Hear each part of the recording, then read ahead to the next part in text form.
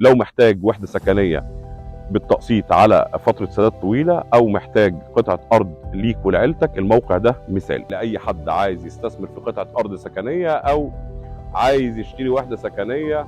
الموقع هنا ابتدى يوم بيوم خرسانات بتطلع وطوب بيتقفل وجهات بتخلص، كل يوم ورا يوم الموقع بيظهر اكتر. فاحنا جايين عشان ننصح حضراتكم للي بيفكر يشتري قطعه ارض او وحده سكنيه ما يستناش بزياده. الاوفرات المتداوله من اول 3 مليون ونص لحد 4 مليون ونص و5 مليون لو على باديه مباشره مثلا. على مدار سنه او سنتين كل ما الانشاءات هتطلع هتلاقي نفسك الاسعار الندره بتبقى موجوده، يعني الاراضي نفسها بتقل، اللي عارض ارض للبيع فرصه العرض بتبقى اقل، فالاسعار كده كده اوريدي هتزيد لما تشتري النهارده غير لما تشتري بعد سنه.